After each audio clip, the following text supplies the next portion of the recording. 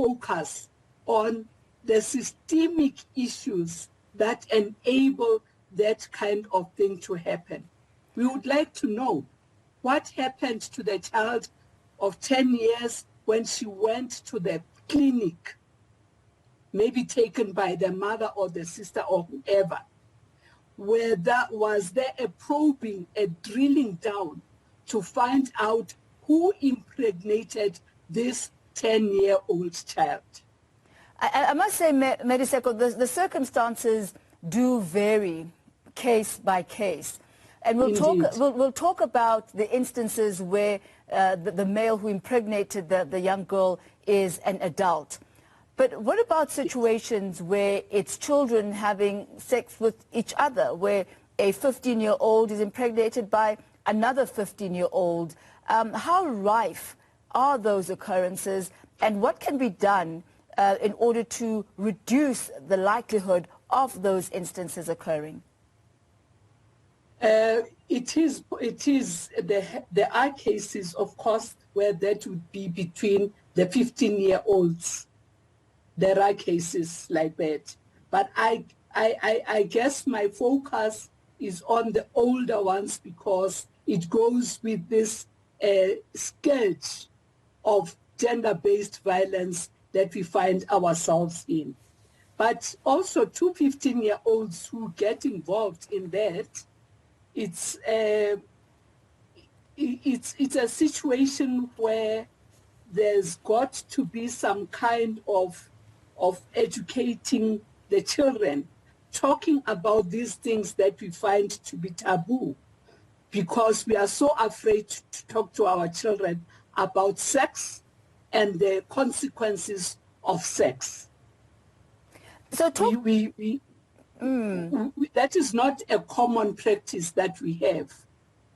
And we need to have the schools. I know there is the sexuality education program, but the extent to which it is carried out and implemented and monitored for effectiveness, I am not sure if that is happening.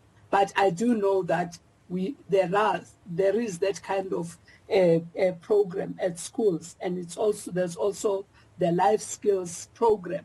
But the extent to which it is impactful, I cannot comment on that. It's something that we are entrusting ourselves in the CGE to say we want to know how it is impacting. Is it impactful? How can it be done for purposes of impact?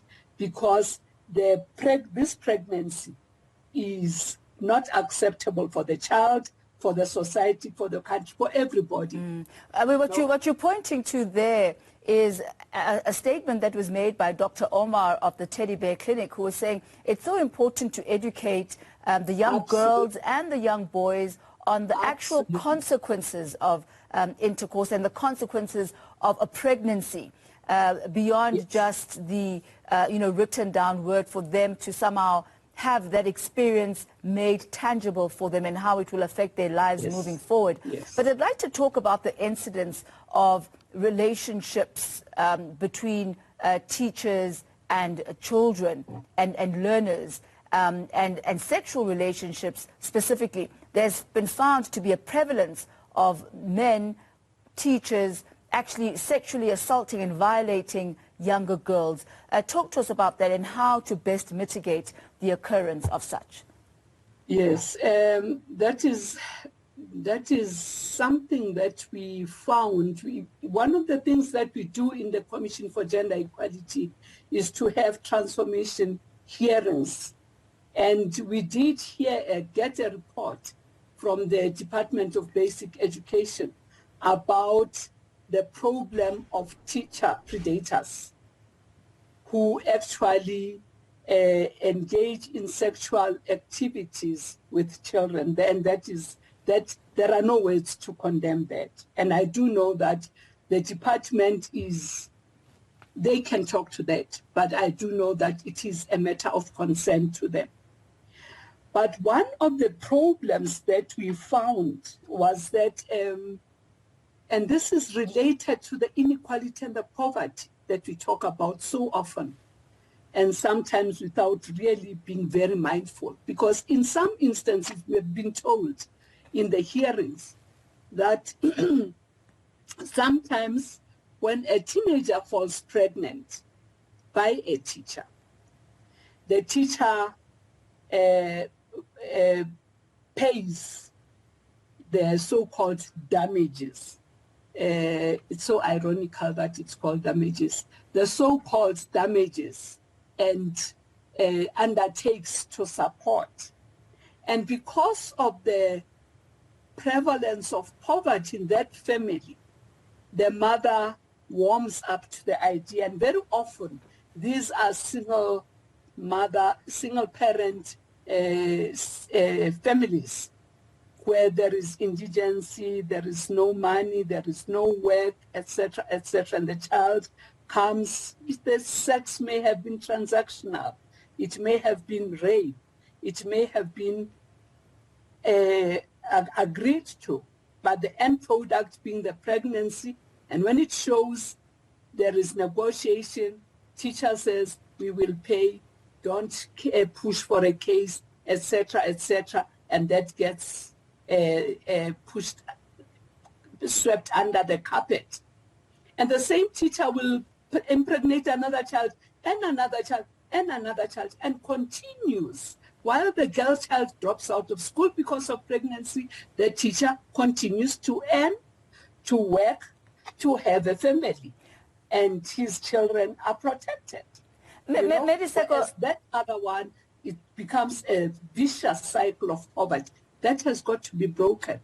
And okay, please go ahead. How do we break the cycle?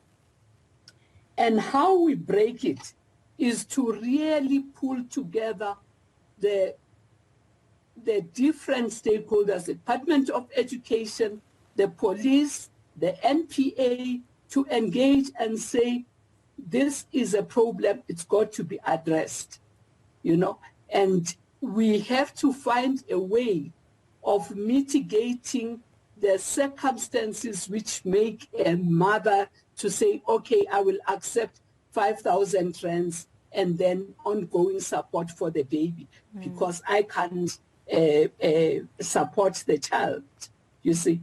So we actually have to begin to address that very intentionally. Mayor Ohara Ngoma, unfortunately, Mama, our time has run out for this afternoon, but I thank you very much for your time and the comprehensive nature of involving all the various stakeholders in order to make sure that this is not a problem that sits on the doorstep of the young teenager or their mother or their immediate family, but engaging all the relevant stakeholders involved there. That's Mayor Ohara Ngoma-Diseko, Commissioner at the Commission for Gender Equality. Thank you for your time this afternoon, ma'am. Coming up next, we'll get an update on the power outages that are plaguing